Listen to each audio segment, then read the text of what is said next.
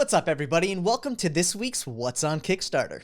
Today we're going to be taking a look at some of the great, good, and not so good decks released this week on Kickstarter. But before we jump into it, make sure to like the video and subscribe to the channel. And please ring the bell. And while you're at it, don't forget to leave a comment down below and let us know what you're excited to be backing this week, whether it be playing cards, toasters, tech gadgets, kitchen appliances, or whatever you want. We always love to hear what you guys are all planning on backing this week, so make sure to drop a comment down below. And Steve, I gotta say, this week is obviously hands down better than last week, but I still feel like for an average amount of decks this week, I think we have 9 or 10, we still don't have as many great decks as I was really hoping for. Dude, people don't listen, man. That is a very good possibility. You know what? It's interesting to see how many new creators are coming to the scene who aren't necessarily from the playing card community, and so they don't have that background in what a playing card creator or buyer or collector is looking for. And so you see crazy deck prices, you see crazy underdeveloped campaigns, or sometimes you just see artwork that needs a few little touches to make it that much better.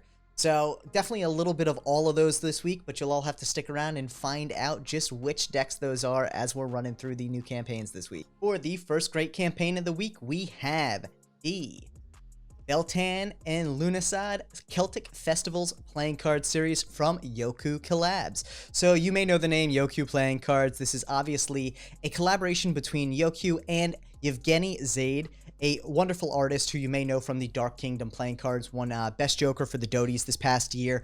Really excited to see Jocu branching out and bringing new artists kind of under their umbrella for these collaborations, adding a little bit more spice and flair to some of their deck designs, which I think is really exciting.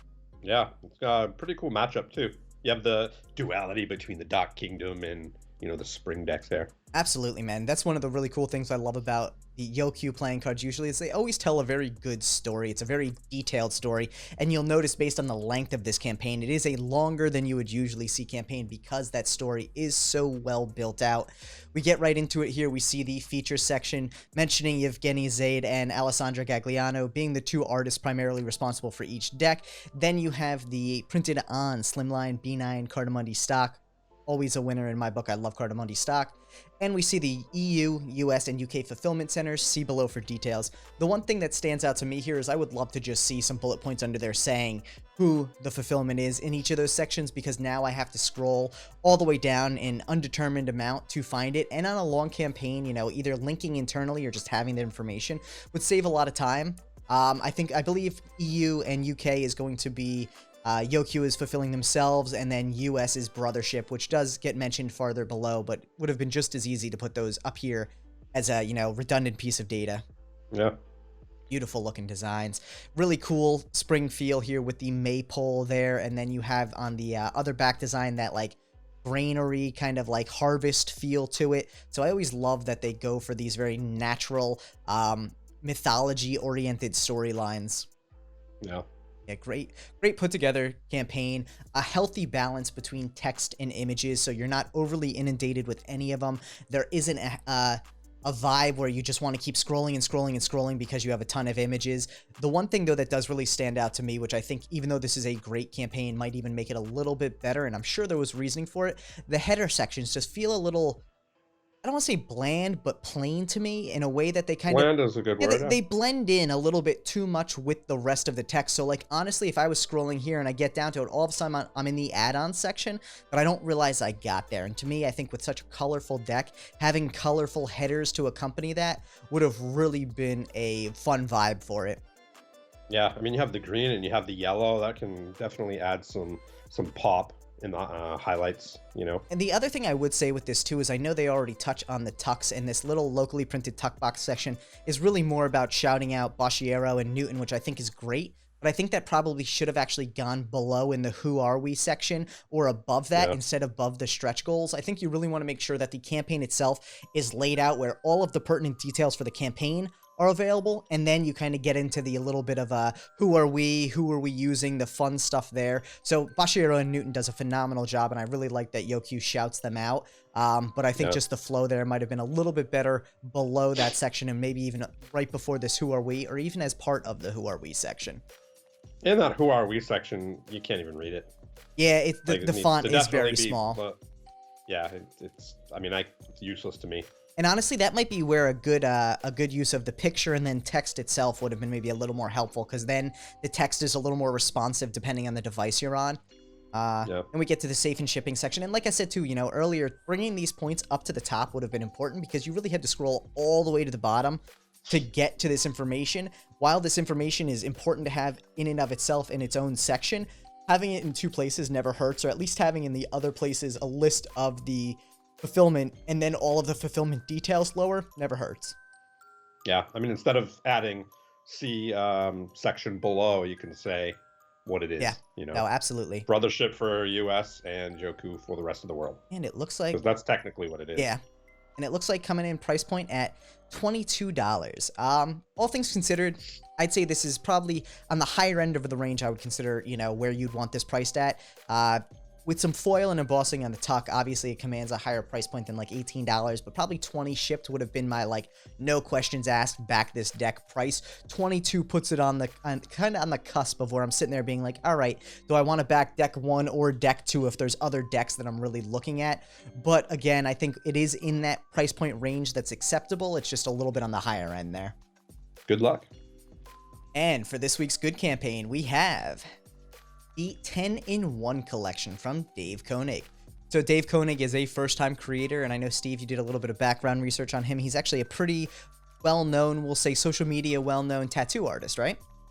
Yeah, he has about 70,000 followers on Instagram, Very and cool.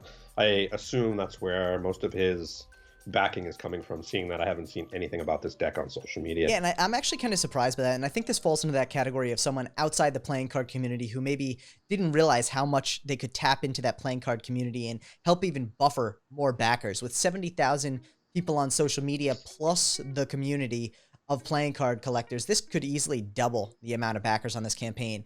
Yeah. First time deck, it looks like 2 decks, or is it 1 deck on this one? I think it might actually. I think it's a blue and a red, actually. Okay. Let's see Yeah, what we so it's got 2 here. decks.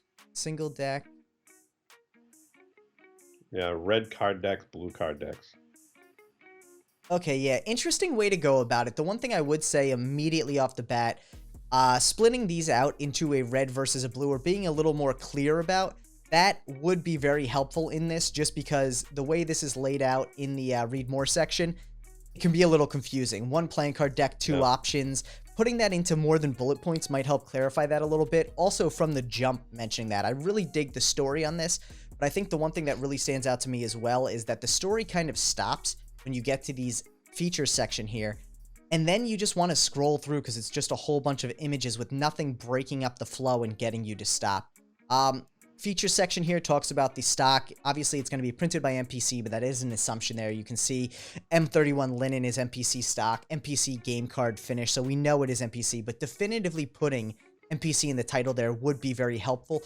In the feature section as well, the other thing I would say is including the fulfillment, and the one thing for the kind of polish on top of it all. You're a beautiful artist, you know, you created some amazing artwork, but you forgot the section headers that really kind of tie this all together and build up some really great breakout to make the flow a little more consistent and a little more purposeful. So that right there, I think, to me, is one of those things where you can kind of tell first-time creator. It's something that easily gets overlooked, but something that would help really build this out. Also, you can tell the card box instead of tuck, things like that usually are pretty good indicators of a non-playing card enthusiast created campaign.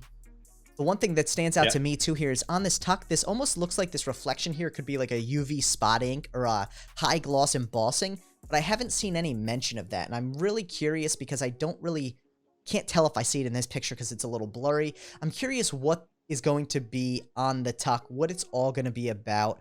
I would definitely say you want to include a lot more of that detail and help hopefully break up this kind of scroll section a little bit more. Yeah, I'd like to see the difference between the red and blue, because I think the tuck might be the only difference. It looks like it very well could be based on what I'm seeing, because I'm not seeing any other back design differences. Right.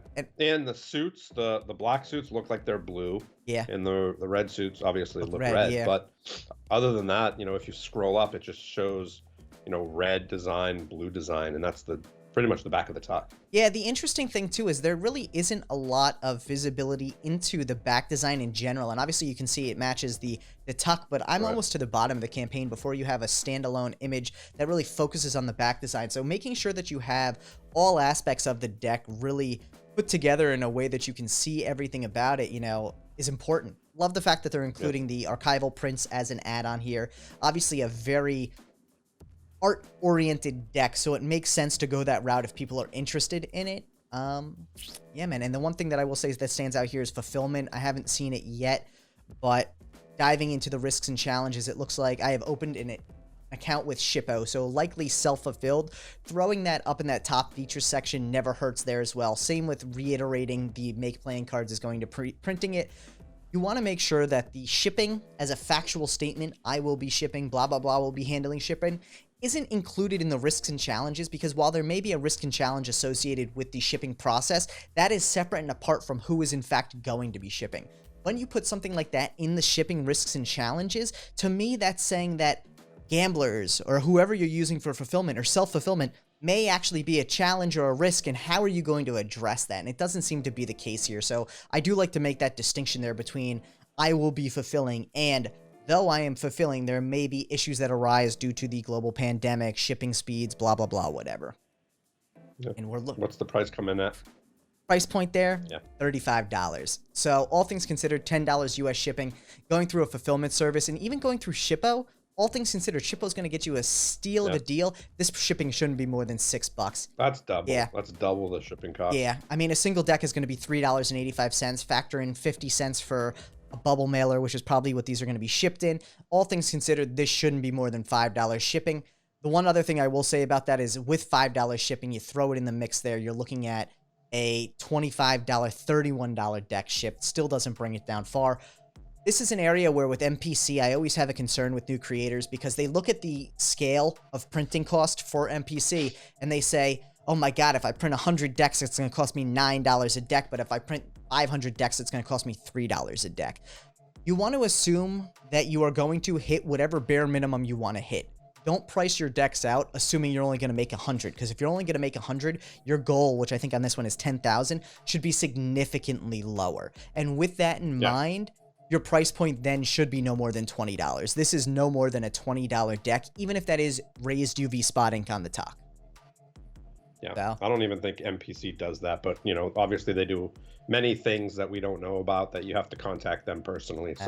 So congrats though. Yeah, congrats on the funding. Obviously over 300% funded. Exciting to see. But Dave, the one thing I will say is I think a little bit of fine touches on this could actually make this a much more successful campaign, even though it is already very successful. So congrats and good luck. Yeah, it's definitely a more than 600 backer campaign if priced correctly. Absolutely, no doubt. And for this week's First Needs Help campaign, we have the Magical Ghibli cards. So I will throw this right out there. Not only is this a needs help, but 100% beware on this thing. Slap that seal right on it. We've seen this in the past. Ghibli is a very litigious company who protects its rights, understandably, very strongly. So with that in mind, the first thing we should see on this campaign, and I'm going to leave that beware up there until we see it, is a licensing statement. We have contacted blah, blah, blah studios to get licensing to use the Ghibli name, blah, blah, blah, whatever. This is something that is super important with any campaign that's using any sort of protected artwork, concepts, rights, things like that. And I think a lot of times what people forget is fan art is protected, but the second you try and monetize that fan art, you're no longer protected. You need a licensing agreement to do any sort of commercial use for a trademarked item, aka Ghibli. And mind you, while this is in no way legal advice, we do suggest that if you are looking to create a licensed product, whether it be on Kickstarter or anywhere, you reach out to an attorney in your area who's familiar with your local laws around licensing so that they can help you get the right information and go through the right steps to ensure that something like this funds and fulfills correctly. The biggest thing with this one, 49 people and this is funded, there's a very good chance that in the next 23 days this campaign gets shut down because Ghibli files a suit or files a claim against it saying that they're infringing their trademark, and this never makes it to funding. So the good thing about that is those 49 backers will not be out their money. The bad thing about that is this deck will not be created without going through the proper funding. So with that in mind, let's take a look at this. The one thing I do have to say they did really well is They split the French and the English section apart, which I think is great, though that may have also been due to the length of it. I'm always a firm believer that if you're going to do a multilingual campaign, you want to do a complete campaign in one language, then do the campaign again in a second language, which allows for a better flow and ultimately a better sales pitch when trying to gather funding for your deck. Bro, I kind of cheated and went ahead when you scrolled down. Look at the price. Oh, jeez. All right, let's take a look at this thing. Man, $54. This may be the most expensive standard deck we've seen on Kickstarter to date. And with that in mind, we don't see anything about who's going to be printing or who's going to be fulfilling this. The story itself is a start, but minimal at best. There's no features section. I don't see any stretch goals or add-ons. This is an interesting campaign, that is for sure. Big ol' needs help here, and a beware. But I do want to reiterate the fact that, like, thankfully, while this is a beware, more people backing into this should be cognizant of the fact that this will not get delivered because it will hit a infringement wall somewhere before the end of this campaign. So keep that in mind, everyone. If you're looking to create a campaign, make sure you get the proper licensing.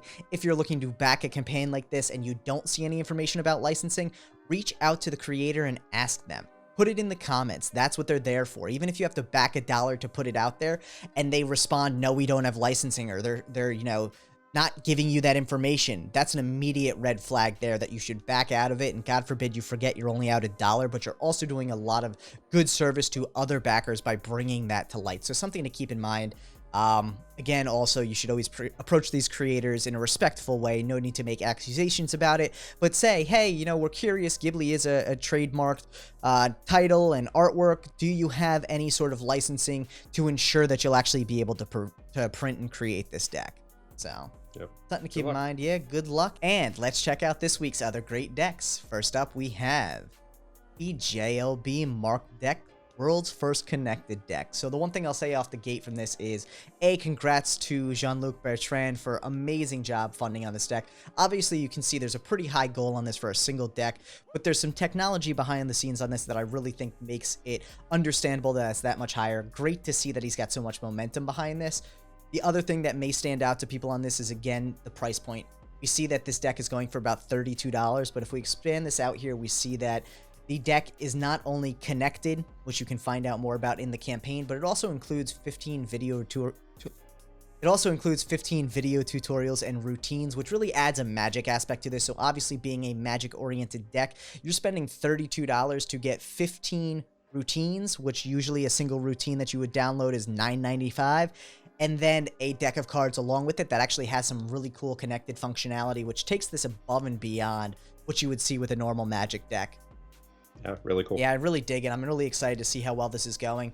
So good luck to Jean-Luc, and for anyone interested in a Magic deck, make sure to check this thing out. Crushing it. Next up for another great deck this week, we have the Renato playing cards from Dane Valnaise. Apologies if I said your name incorrectly there, Dane. Another great campaign. I have to say, Dane touches on who's going to be printing, who's going to be fulfilling. I would like to see the fulfillment in that top section there, but I do believe further down he talks about who's going to be fulfilling the campaign. The one thing to me that stands out, and I feel like this is almost nitpicky more than anything, is these title headers are all left justified, which makes them kind of blend into the campaign a little bit. I think centering those would actually create a little bit better of a flow throughout, because you're giving a hard break point where as someone's reading through, they're going to stop and say, oh, visually, why is there a break there? Oh, look at that. We're at the tuck section. Again, a very small thing, but I do think this is a great campaign. And even from a price point, you're looking at $21, probably better around that 18 to 20 mark on this one, because it is a relatively standard deck. You threw in some foil or embossing on the tuck, maybe that 20 mark would be achievable, but really a great looking deck. So good luck, Dane. And next up on another good deck this week, we have the WTF Blades Limited playing cards from Handlords LLC. So obviously, DeVoe has created a significant amount of decks under the Handlords brand. He really knows how to build out a campaign. The one thing that stands out to me on this one is that you look at the first section here, and it's really 98% about DeVoe more than the deck. And to me, you're trying to sell people not on yourself necessarily, but on the deck. So it's important to remember that. I think we see a lot of creators put a good About Us section in the bottom, and that's where a lot of this top section probably should be. But again, it's easy when you have, I think, what is it? 28 campaigns under your belt, to build a template and stick with it, I think it's really good for longtime creators to remember that your template should always be evolving. Ultimately, the more your template evolves, the better it's going to be suited for newer expectations of people looking to back your decks. You know, we see some of DeVoe's decks go from 1,000 backers down to 100 backers. I think if he was willing to evolve the template a little bit more and really fit it into a format that people were looking for and excited to read through and building out that story, there might be a lot more consistency in those backers across the decks. Yeah, I mean, most people don't care about what other decks and what shows they've been on and all that stuff. Like, I don't care about, you know, not to be mean, but I don't care about him. I don't care about where these other decks have been. I want to see a story about this. Like, dude, I love vampires, and Blade was a dope movie. Yeah. I'd love to see why he chose to do Blade. You know, I know obviously this is a V2, kind of, from the original Blades, but you know, I'd like to just hear a little bit more about vampires, because I love vampires. You actually think it's vampires, or do you think it's like blades like swords? Well, I mean, and this is a good question. Sword, I don't know. Yeah, and that's a good question, because the All I know story is isn't this, there. Like, yeah, this is the WTF DeVoe deck to me. I don't know. You know, and I definitely think building out that story is as important as what your credentials are in the background. So on this one, you know, I definitely think building out the story would be helpful for future campaigns, and being willing to evolve your template continuously, because there's always going to be things that change with these decks. So good luck. And for another good deck this week, we have the Sapiens playing cards, an ode to love and diversity. Really interesting campaign, really good campaign, well put together, a lot of images on the decks, and a really cool story behind it. The one thing to me that stands out as a really big breakup for the story here is the flow. You know, we talked about this a little bit earlier with the magical Ghibli deck. I really am a firm believer that if you're going to have a multilingual campaign, you want to build out the entire campaign in the primary language, then duplicate the campaign in the secondary languages. That way, if you have 9 languages in your campaign, I don't have to scroll through a page of text to get to the next block I'm supposed to be reading. It allows a lot more flow within the campaign. The other thing I would recommend someone checking out, and who knows, maybe we'll check this out next time we do a campaign, is linking within. You may actually be able to even do a table of contents up here that links to French, English, German, Dutch, blah, blah, blah, whatever, and you click it, and it takes you down. I don't know if Kickstarter actually allows HTML anchoring in the text, but if they do, that's always a possibility there, so you can make it even easier to navigate to the desired language. Good luck. Yeah, good luck.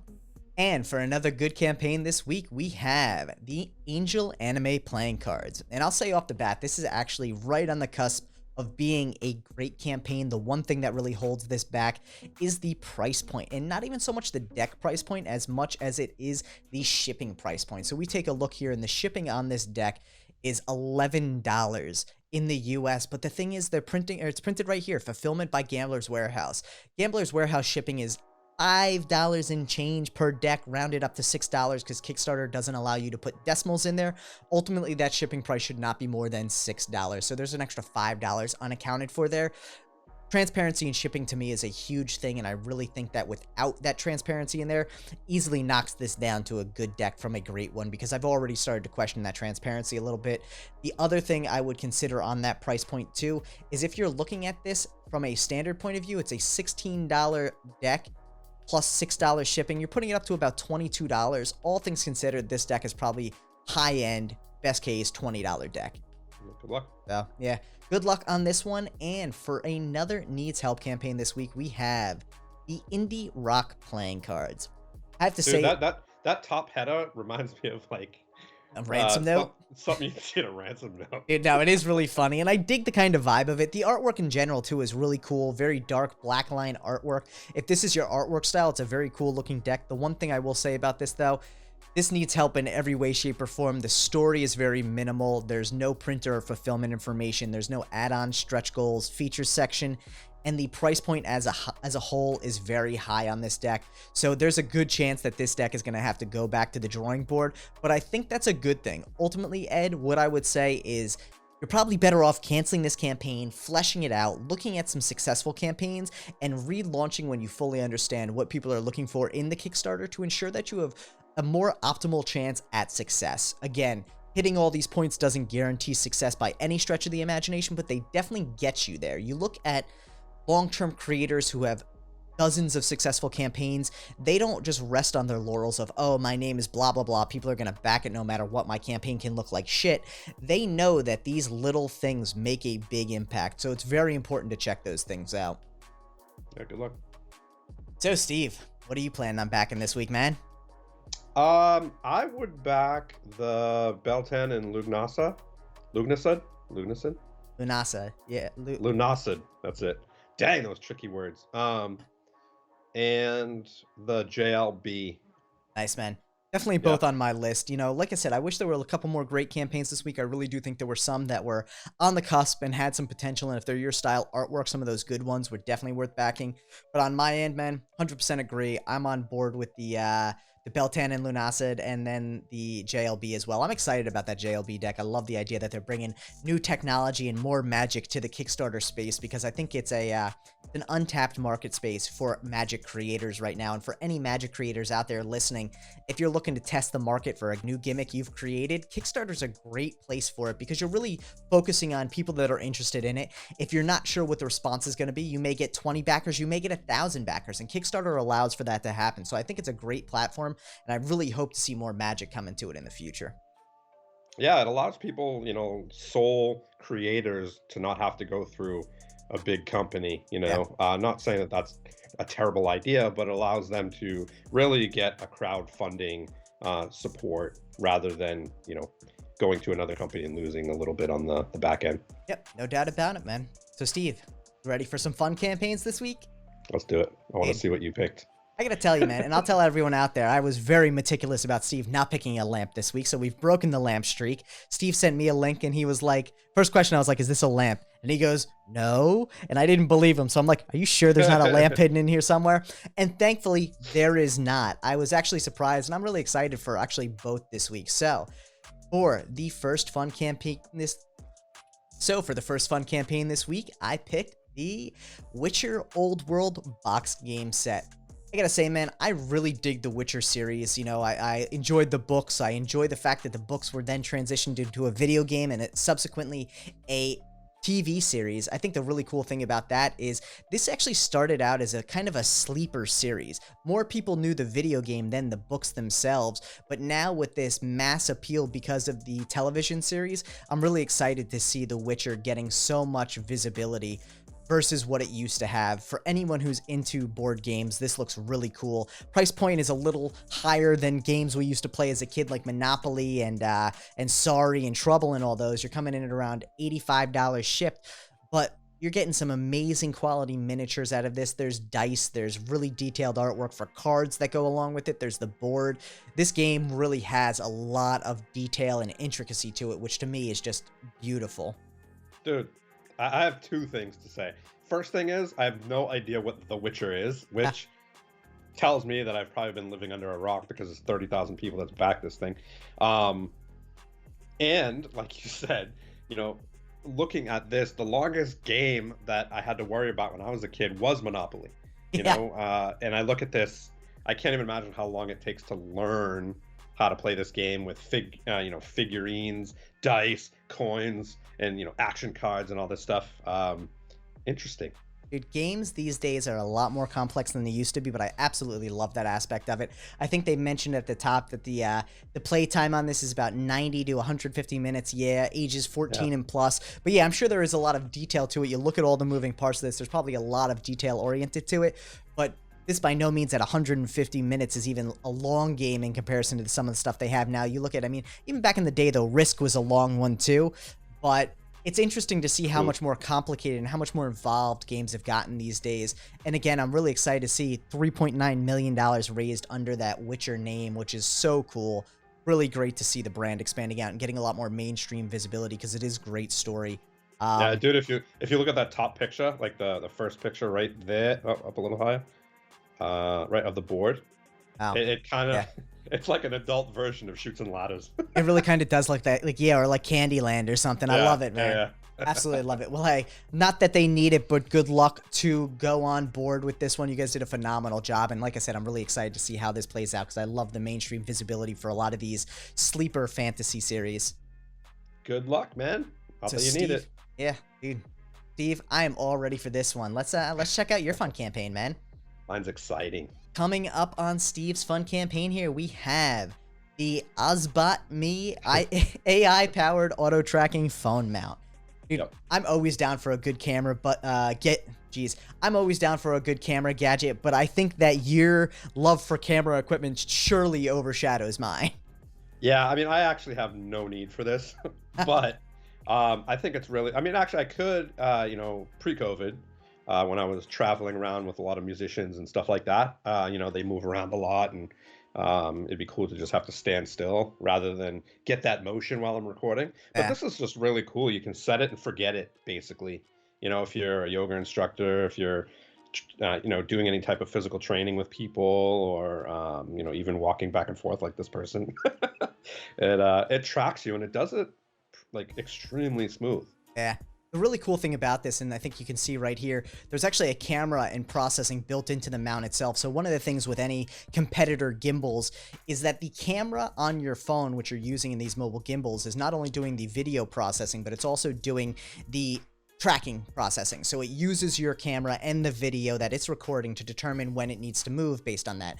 This actually has a standalone camera and processing, which takes a lot of the load off of your video recorder and puts it on the mount itself, which makes it a lot more responsive, but also smoother and cleaner. You got to figure, even with the best technology on your phone to track motion, it's still using Bluetooth to communicate that to a motor in the mount, which then needs to move. So that latency there is a big time difference there. And you can even see it. I mean, I'd also be curious to see who they What used the as a competitor. is, Yeah, because you can get a gimbal for $70 on Amazon, or you can get something from DJI that starts at $250, $300, which are definitely different levels of gimbal right there.